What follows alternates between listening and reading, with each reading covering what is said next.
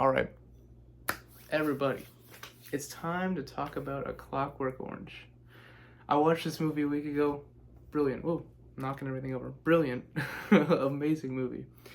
Um, and the thing I want to talk about is it tricks you really into sympathizing with the devil, basically.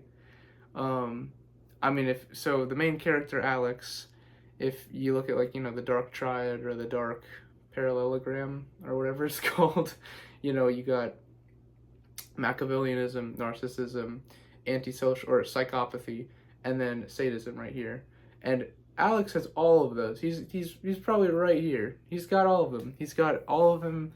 He's, I mean, he has no empathy, no sympathy, nothing for anybody other than himself.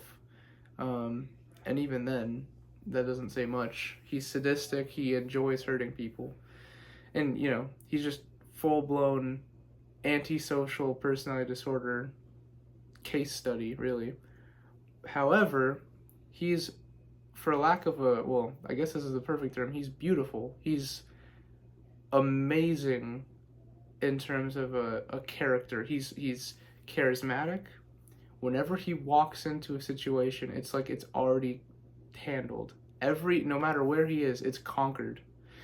He doesn't have to worry about anything just because he's that self-assured. And it's nice to see somebody that's confident, you know what I mean? People gravitate toward people like that. In typical, I guess, psychopathy fashion, he's charming, very charming. Whenever his little gang members are trying to overthrow him or at least get better treatment, let's say, he just smirks, does a little smirk, and then he sits on him, and he's like, "What do you want? What are you gonna do?" And he's acting all cute with them, you know what I mean? Like, it's like he's pretending that they're like little babies or playthings to him.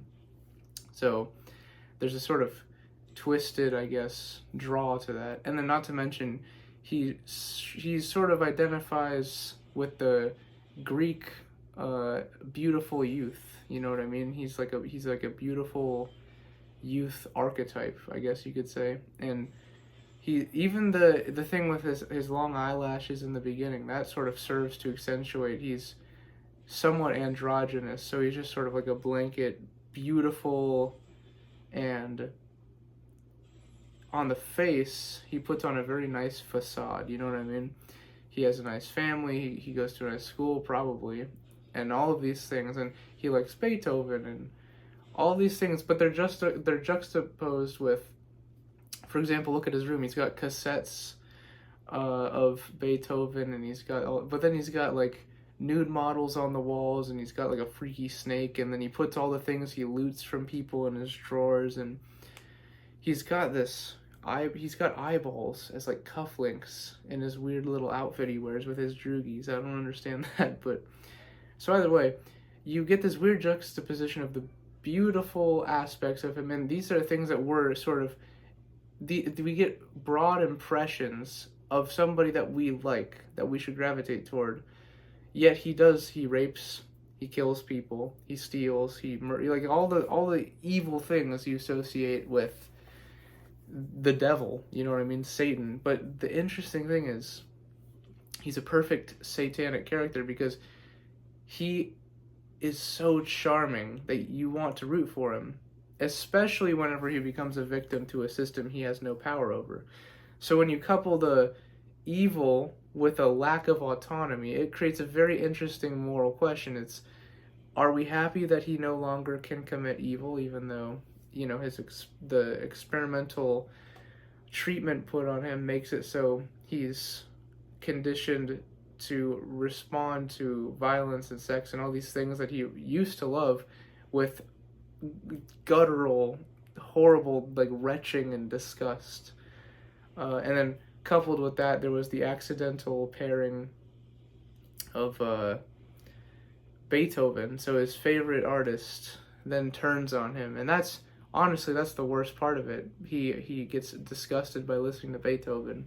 Now this goes a step further whenever the man whose wife he raped, who then killed herself, finds him and then locks him up and forces him to listen to Beethoven, and then he jumps out the window. And the political system, realizing that they're not very popular for making somebody that, with their treatment, attempted to kill himself, then they set him back to normal. And it's like, hooray! He's got the stupid little smirk in the last scene, and he's all broken, but he's on the mend, and things are gonna go back to normal.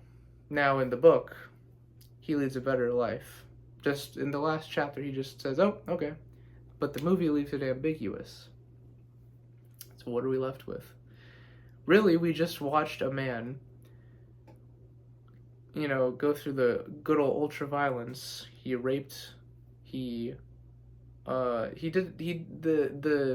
extent of his treachery really is interesting, because another thing is, whenever there's ultraviolence, in it's like you feel as he does with the ultraviolence. So you hear Beethoven pieces playing over this, and it's beautiful. Like, I mean, really, like, there's something beautiful about, like, when he's attacking the Droogies, or not the Droogies, the rival gang. Like, that's a beautiful scene in a way. It's almost like because of the music, really. Like, aesthetically, this movie's very pleasing. Now, obviously, you juxtapose that with, like, the rape scenes, and it's like, this is hard to watch. Like, whoa, what is this saying about me, the fact that I'm sitting and watching this? But that constant flip of beautiful ultraviolence with, whoa, that's a bit too far, slow down there. It creates this interesting tension where your natural drives toward aesthetics are constantly aroused, but you also understand that the aesthetics that you are being drawn to are merely, well, perhaps one way to think about it is a facade to hide something more evil, but maybe an even better way of thinking about it is there is no facade. The beauty is in the evil. They're one and the same. You know what I mean? We like to distance ourselves from people like Alex and say, that could never be me. That's not me. Now, granted, we don't have personality disorders on average as people, you know what I mean? To the extent that Alex does, but some people do. And are they exempt from being beautiful? Are they exempt from having their own truths? I don't think so. But A Clockwork Orange paints some very stark contrasts and some very ambiguous questions. And it's just fascinating to contemplate. I mean, I've never watched a movie that's left such an impression on me where I feel tricked almost. I mean, I knew what was happening the whole time. I was like, this guy's evil. I need to be consciously aware. But in the very last scene, when he got his love for Beethoven back, I couldn't help but feel happy for him. So, what is this all to say? We're given the satanic character who presents well and is beautiful, yet can commit such horrible and heinous things that we are disgusted. Now, here's a bigger part of it. I should talk about this. I felt like Alex watching what he was doing. So when Alex is sitting there watching the ultra violence on the screen, and he's got his eyes pried open and he feels sick, he's like, he felt the way I did. Because when I was watching the first scenes, I was like, oh my god, am I really watching this? Like, am I really watching these horrible things that Alex is doing? Like, I'm singing in the rain. That whole scene, like, that was hard to watch. And I felt disgusted. I remember thinking to myself, I'm disgusted by this movie. Why am I watching this? And I kept watching because I was thinking, oh, well, it's a classic movie. Everybody only has interesting and good things to say about this movie, so I'll keep going. And I was intrigued. Where's this gonna go? Because I had no idea what I was getting myself into. But then the tables flip. Alex becomes disgusted watching the same things he was doing. So we have this meta. It's a meta, not so much a meta commentary, but it's like we're shifting perspectives. It's like the viewer and Alex, at least me and Alex, in my experience watching the movie, are one and the same. Ultimately, by the end of the movie, we've both had the same arc. It's just his was evil lapsed into supposed good, or at least unease, right, for his evil, which would mistakenly be called good, but on the axis we'll put it in the good. So there's evil down here and good up here. So he starts evil, he becomes good, even though his free will is just taken, and that doesn't really mean he's not evil because he still has the same tendencies. And then he goes back to normal. Now, we, the viewer, think of ourselves as good, so we're good, and as we watch the movie, we're like, what's wrong with me that I'm enjoying this? And then we're back to good by the end. We're like, okay, it's over. I don't have any evil thoughts, it's alright. So, again, all of this is to say is A Clockwork Orange presents very interesting ideas about aesthetics. We tend to mistake aesthetics for goodness. Now, it's very, very important to remember that aesthetics and goodness are separate. The Greeks had a large part to do with this, I think, in our Western interpretation of what is good, because the Greeks thought that which is beautiful is also good. I mean, this is really broad brushing, and of course they didn't actually think that somebody that was beautiful, like they wouldn't think somebody like Alex would be good, because he's not, if you want to let's take a Stoic interpretation, right? Is he wise? No, probably not. He's lying, and he's getting himself put in situations that end up in him going into prison. That's not wise. Is he temperate? Well, no, he's indulgent. He's indulging his fantasies of, the good old ultra-violence and all these things. The list goes on. He's not virtuous by any means. But aesthetically, he is pleasing as a character. And he's pleasing as a being and an idea.